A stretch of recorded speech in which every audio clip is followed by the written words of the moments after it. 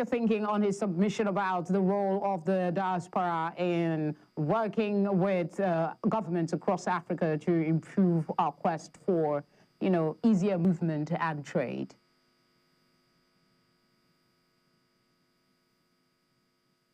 Dr. Masanga, can you hear me? Most of the economies of Africa today, Felicity, depend on foreign funding, diaspora funding.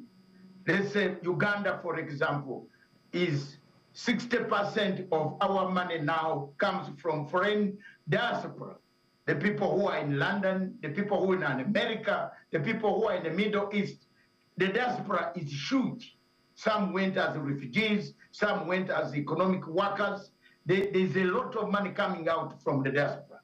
But the point we have here, which my brother here must know, and a critical point that can unite Africa first, language. We have a very serious barrier, language barrier, and the AU has to try to do something so that we talk with one language.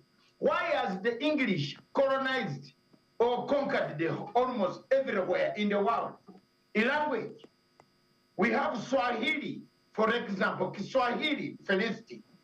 There are very few people in Africa, when you say Swahili, they say, what are you talking about? We have not done enough to inculcate our own patriotism of our own language. The French came with the language. The Portuguese came with the language. The British came with the language. What has Africa? Chinese are now coming with the language. There are so many people learning Chinese, black people. But in 20 years to come, Chinese will be one of the formidable languages on the African continent. So why are we not using our language as a form, a vehicle to make ourselves recognized and respected?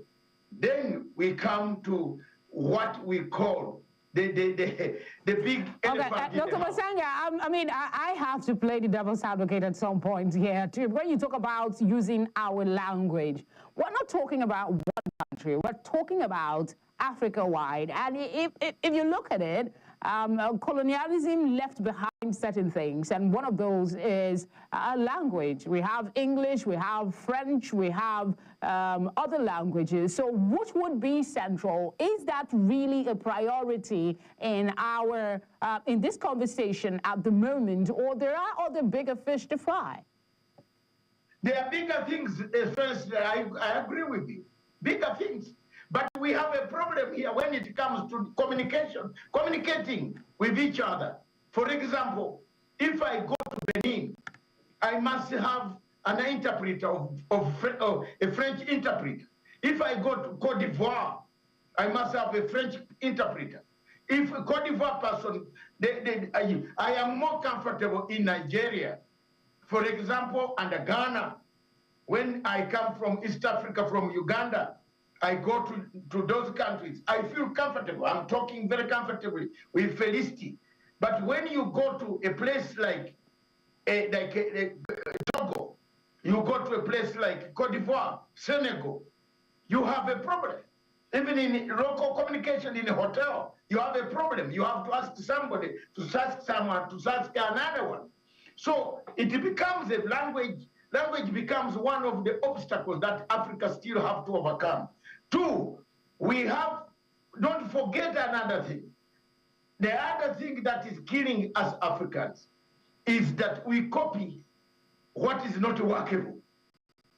There is one thing that has destroyed us, apart from the barrier of customs and so on. One thing that has destroyed us, and it could be a long debate, is our democracy. What type of democracy do you want in Nigeria, for example? What type of democracy does Matanga want in Uganda? And if we don't sort that out, you can see the type of chaos. Mozambique was a very good country, Felicity.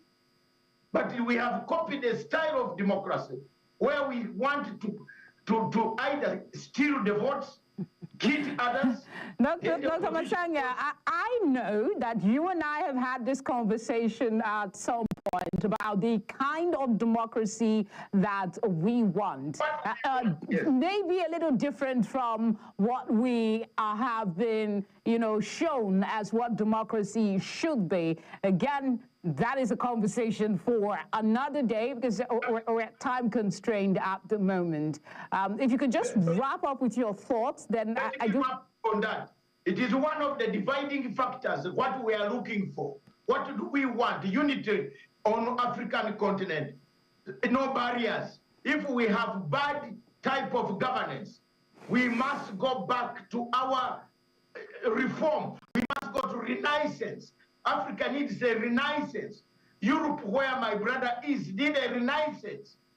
And it went back and said, why are we like this? China 40 years ago was one of the poorest countries on planet Earth. We've only one rice scheme in my country, sharing with 300 million people. Today, China went back and did away with some obstacles. So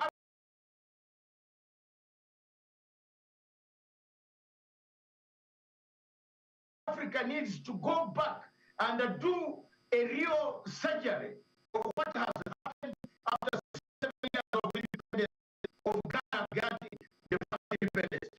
I'll stay with you, Dr. Matsanga. I'll stay with you. I mean, you were up for a bit, and we had Dr. Tim hold the fort. I want to talk to you about. I mean, we have to start from somewhere, like you said. And one of the things that's been worked on is visa restriction. You also mentioned earlier the fact that Ghana has opened its borders for other Africans to easily come in. With a big announcement just days ago. The current rate of African countries opening up their borders and making it visa-free for other Africans, in the next 5 years, I'm just playing around with the figure perhaps, what do you see in that regard for visa-free Africa? It's clear that it's something we are promoting. Dr. Ting, no, hold on. I'm staying with Dr. Matsanga. Sorry. Yeah, I'll come to you in a bit. Okay. A good question. In 5 years to come, I'm telling you the miracle, the dream is coming.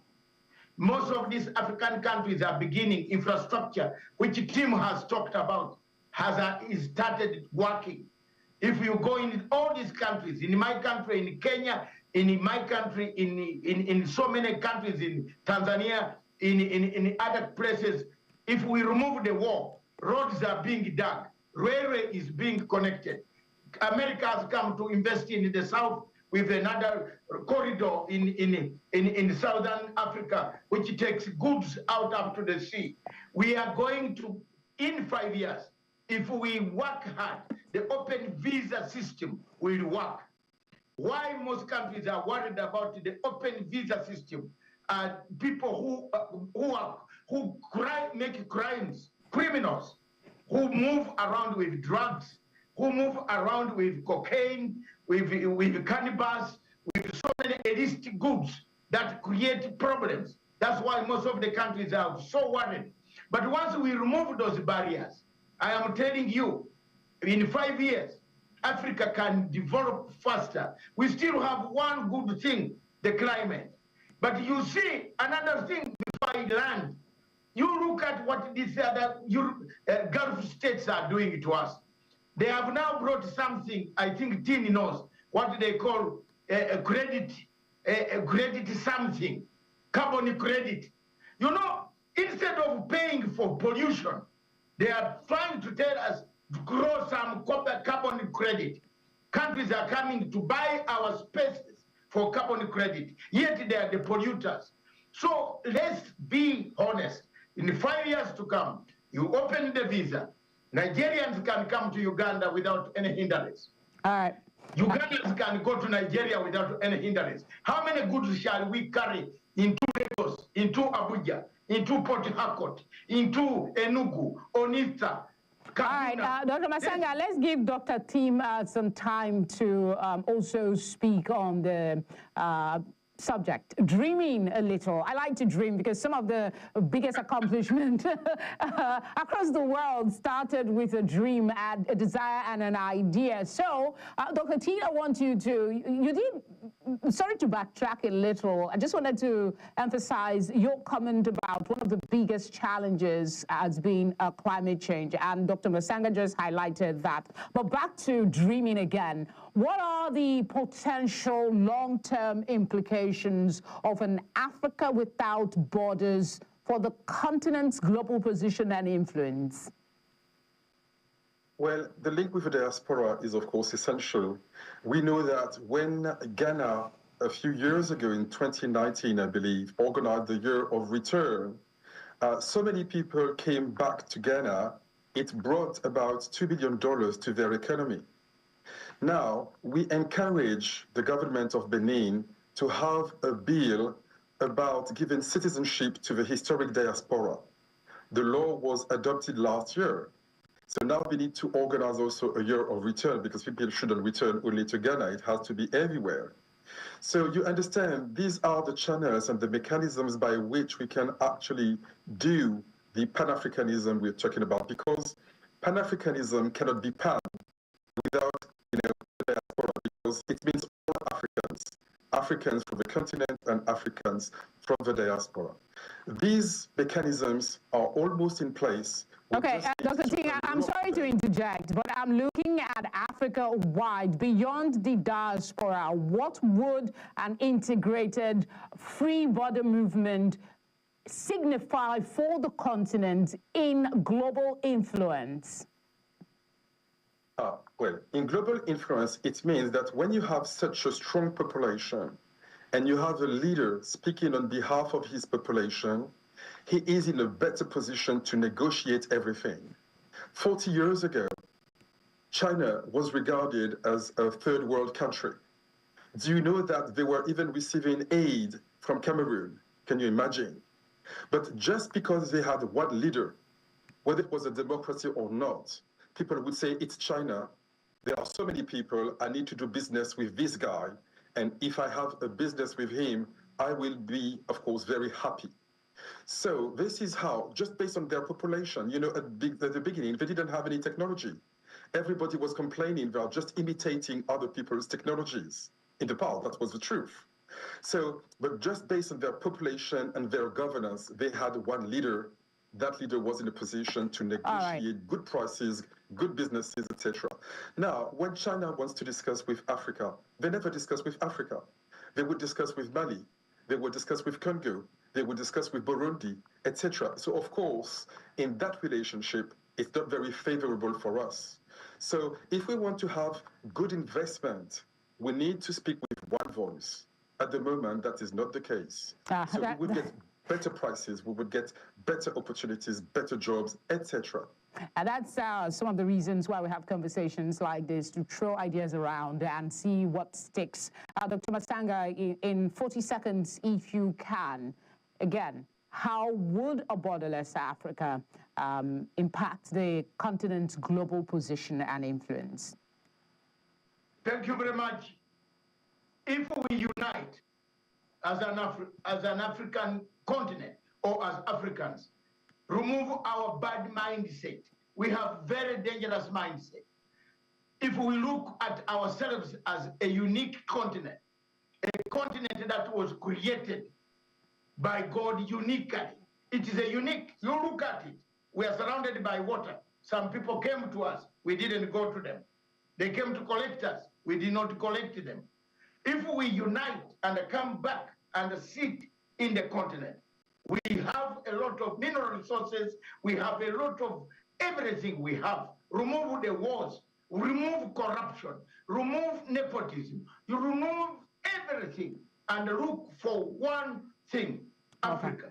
All right. We shall, and our dream will come true, and we shall be the best on international scene. We can't even agree, Felicity, let this point, we can't agree even on the seats in the UN Security Council.